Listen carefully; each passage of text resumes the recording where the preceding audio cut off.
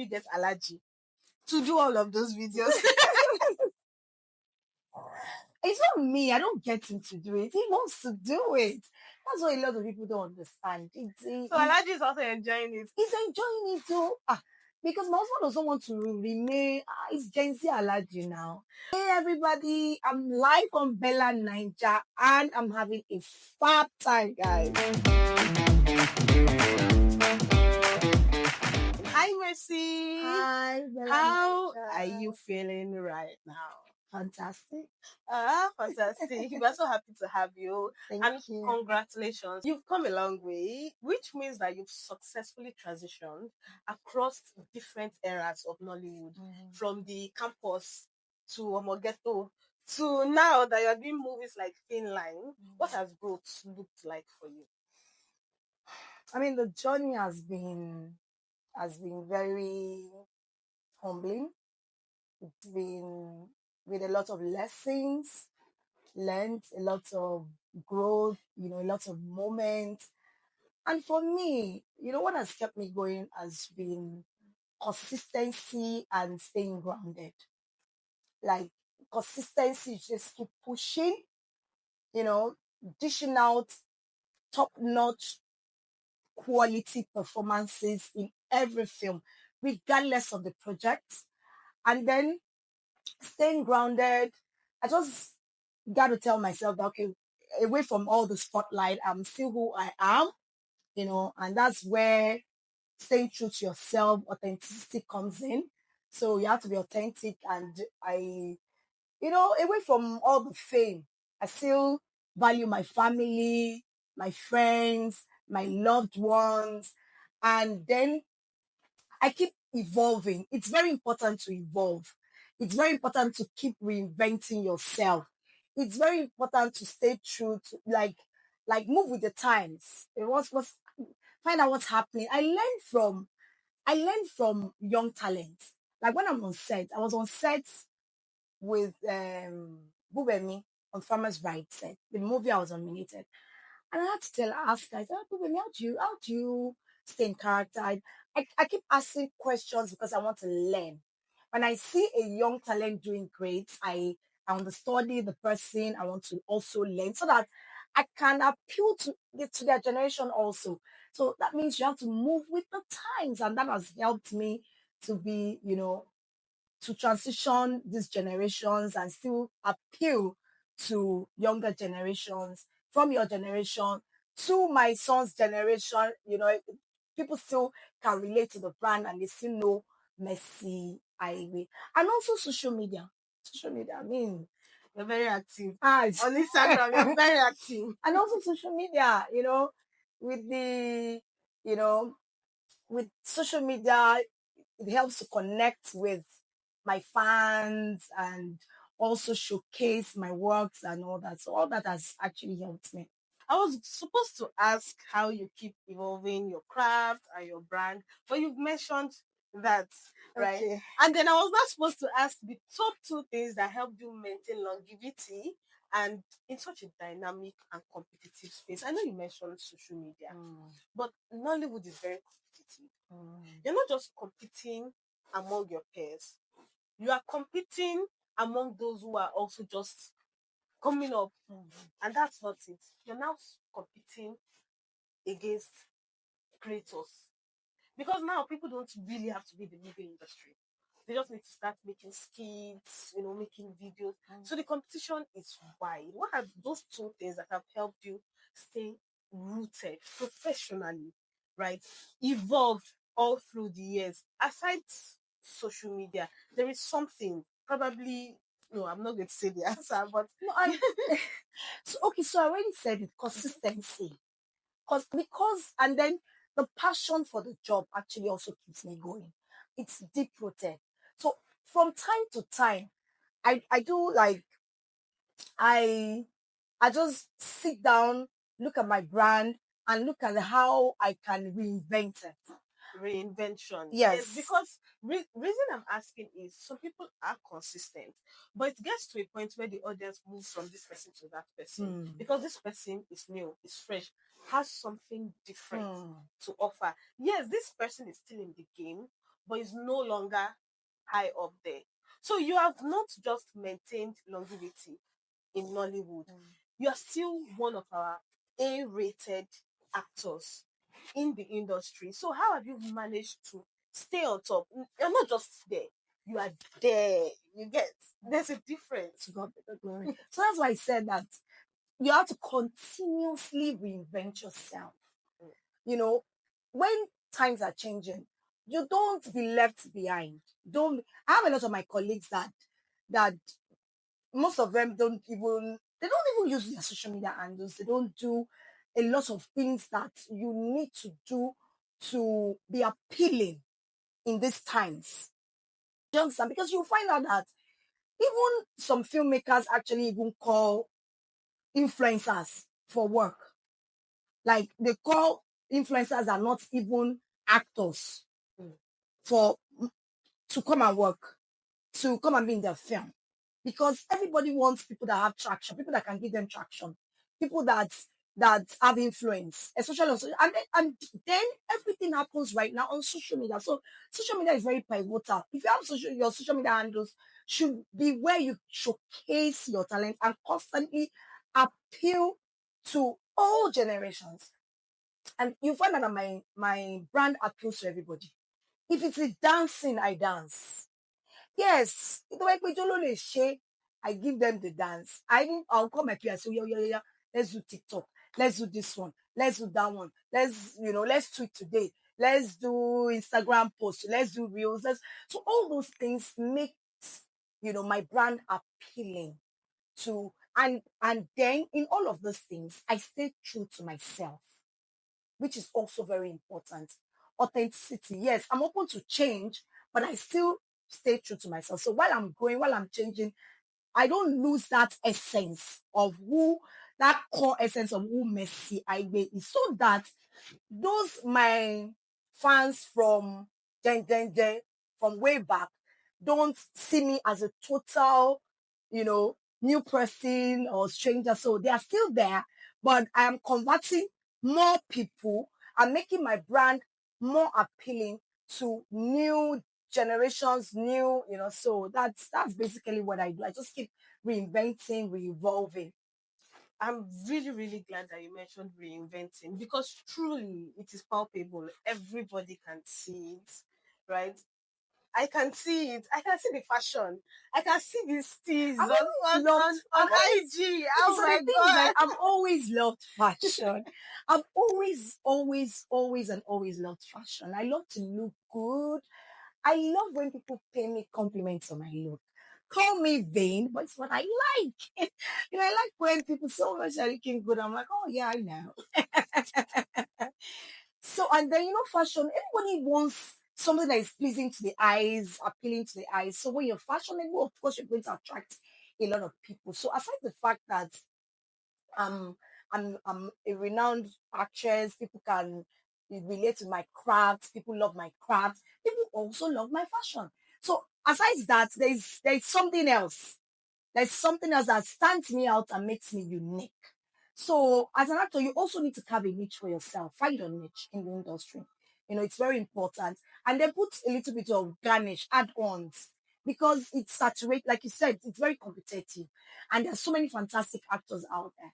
So, what else are people getting? Like the sides that come to the main meal. Oh my So, god. I'm loving your responses. Reinvention, innovation. And that brings me to my next question. Looking back at your recent projects, we can see that innovation in it in terms of how you promote. It's different. The cinematography is getting different. Everything is very, very different. Now, looking at your earlier roles and compared to your recent projects, what shift in storytelling or production stand out most to you? um, I think there's been a shift in all aspects of productions. So I can't say a particular one stands out most for me because storytelling is different. Way back, storytelling used to be like linear, is not like traditional kind of. But now people are not scared to take on big scripts, like tell huge stories. Like we have someone telling story about tech now. we have more sophisticated equipment in Nollywood now, and our audiences also they become greedier. I realize that if there's anyone like that, like it's okay, you know, they become wiser. They want uh, they want stories that can inspire them. They want stories that they don't want like the usual kind of story. So everything has changed and it's really, really exciting. Now you can say I want to do a project of like 500 million, 600 million, 1 billion naira because you know there's now a market for it. We have the cinema, we have the streaming platforms, and with huge budgets like that, Nollywood is growing. It's growing. Like we're really doing great in terms of everything, storytelling, production wise, even the set design. As you know, our set design has evolved. We're doing great. The lights, the sound, what a time to be alive. Like I'm so excited for Nollywood and I can't wait. Like I want to see more. I want to see more. I want to see more. And then the actors too, you know, we're doing great. Like me, when I'm reading my scripts now, I read with fresh eyes. Like I don't see myself as Messi. I see myself as just an actor. Like I don't see myself as an already established brand. I see myself taking on this new role like a new challenge. Like I want people to see me different lights. Even if it's a character that I've played before, I want to add I want to add some versatility to it. I want some to add some changes to it so that it doesn't look similar to the role that I had played before. Do you understand what I'm trying to say? Like if I'm playing a Absolutely. character that I played before and I get a script and I'm playing a similar character, I want to approach the interpretation in a different light. You know, that's one of the things that you do as an actor to keep exciting your fans and your audiences because you know that versatility. They know you're playing this role. They're seeing you interpret it another way. It's different. It's new. Everybody likes something new because it's quite exciting. Because when it's Monotonous. yes, it becomes stale. It becomes boring. People want to be excited, and so. And I agree with you. Let's talk about creativity, still in line with the excitement. And let me know, like when I watched Adam Daddy, me, I was angry. Oh. I'm like, what's wrong with this babe now? Tell me about What's it. wrong with you? A lot of This man, just leave him, let him go and suffer in peace. It's not like he was even a suffering lot of himself. people were Yeah, actually. I think I even tweeted it like 3 times. Oh, you did. I was like, what is wrong with this? Why am I so angry? And I think that's the kind of reaction you want from your Hmm. audience. So I'm wondering what fuels your creativity? How did movies like Finland come to be? How did movies like Adam Modadi come to be? What's the creative process like for you? Okay, so for me as a storyteller, as a filmmaker, one way or the other, I see myself as if you notice my trend, the way my films, I I like to tell stories that have social messages, like stories that resonate with a lot of people, stories that can drive conversations and thereby correcting some things, some ills in the society, some issues, burning issues that abound in the society. So for me, when I want to do a script or when I want to film, I think of um stories that are like true to life. Like Adam Modadi. Adam Modadi is very personal to me because I'm like, okay, I'm married now, but I was a single mom for like 20 something for a very long time. And then one day I just sat down and I'm like, okay, so I raised my daughter all by myself. And then she's 24. She's gonna get married soon. What if my father just comes from nowhere and then he says, okay, I'm walking my daughter down the aisle? What's going to be my reaction? That's how I came up with that story. I'm like, okay, so it's very personal. So I'm like, what's going to be my reaction? At first I was like, Ojo won't be that. Any bo. And then I got other people involved, and there's a particular scene in the film. You know that scene where the father, I call the father who raised her, I call him her real father. I don't care what anybody says, but I believe that fatherhood is beyond just doing the thing, doing the do, and putting the sperm there. No.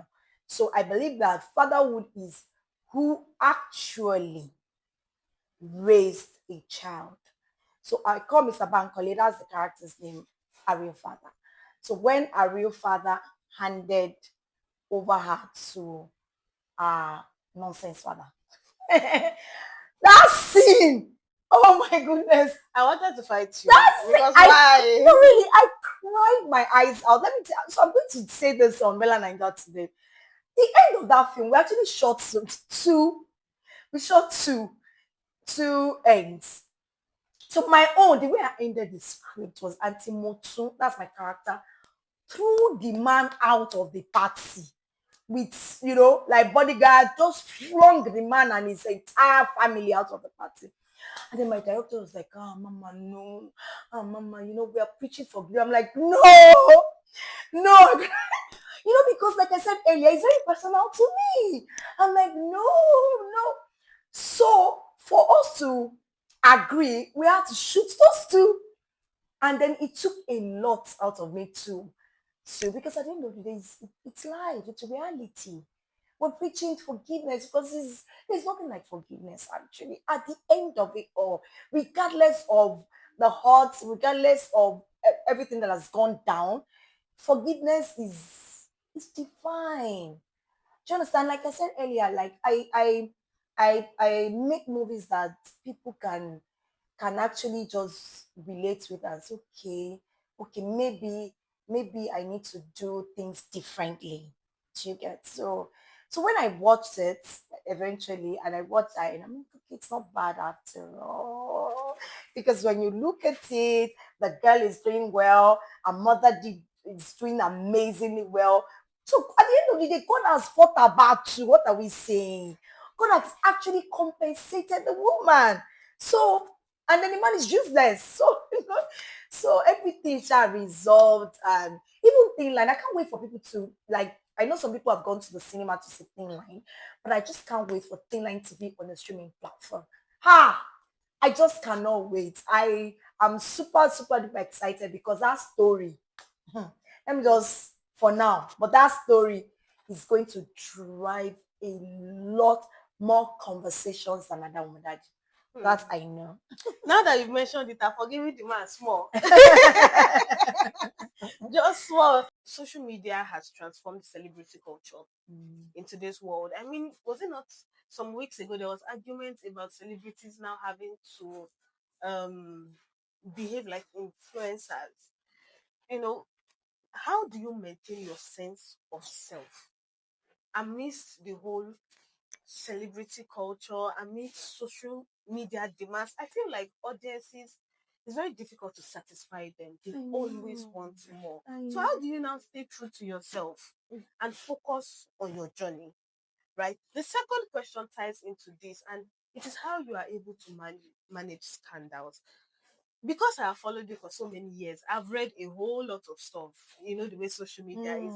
But how have you been able to keep your head above water? Because that's one thing I have noticed. It's almost like you shut out the noise and just do your thing. That's it. How are you able to do all of that? That's just it. That's it. I just in my head, I'm like, okay, Ari watch, and it's just noise. You know, when you go to the market, this one is saying buy tomatoes, this one is saying buy pepper. So, but if you don't allow the distraction get to you, you stay focused and buy what you went to the market to buy without getting carried away or distracted with the noise in the market. So it's just what it is. It is noise because these people don't know you. They just basically judge. They judge based on what they see. So when people who are strangers have opinions about you, doesn't matter. No. to me, what matters the most is my family. My family. How do my family see me? They know the real me. They know the truth. Even though some of my fans, beyond the noise, we still have some fans that are very, what's that word? They are very smart and they're not short, what's that word? I'm looking for that word. They're not, is it short-sighted? They are they see beyond all the noise. Basically, that's what I'm trying to say. So they know you because as much as possible, I try to show some of me on social media. I share, I share my lows, I share my wins, I share my behind the scene moment so that people see and know Messi beyond the glam, the fame. They know I'm human. So I share all those parts so that it can help my fans, my real fans, to understand who I am. So it just matters. That's why when I see all this noise, all these things going around, I still find some of my fans that are loyal. When I see, and that's what matters to me. As long as my fans, my genuine fans, from what I share, not from what people, from what I say, from what I share, they can deduce the kind of person I am. My family, which is number one, my children, they know who their mother is. They know who the Messiah, who their mother is. Beyond this Messiah band, they know who the real Mercy is. They know my core values as a human being. That alone is okay for me. And then God Almighty, who sees my conscience. And then when I have a personal relationship with God, I'm a very prayerful person, and I am a lover of God. I love God with all my heart. I am one who fears God a lot. So that guides me. That's my guiding light. Like that guides my way, guides my path and my actions and what I do. It's not like we don't make mistakes. We're human. Everybody's but you learn from your mistakes and you get up and keep going. So basically, what I'm trying to say is that this whole noise, like the chunk of the people that make this whole noise, don't know you. They don't know me. So if you are judging based on what another person said about me, then it's on you. It's your problem. I cannot keep myself. Case closed. So that's it. I just shut it out. It's you. But it's not a problem when you know me. And you're now trying to but if you don't know me, and it's okay, it's all good, I understand. And then it comes with the job. So I just keep going. I don't listen to naysayers. I don't listen to negativity.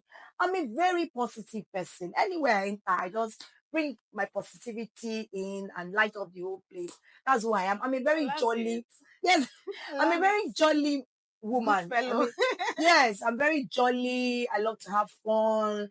I love to always just be on the brighter side of life. It's not like there are no ups and downs. I focus more on my ups, and then my downs I take it as a learning curve, and then keep thriving and keep going. So Nothing about thriving. Can you just share in 30 seconds one moment that has made you something you did that made you so proud of yourself? okay, so that was when Michelle, my daughter, graduated from the university in Canada.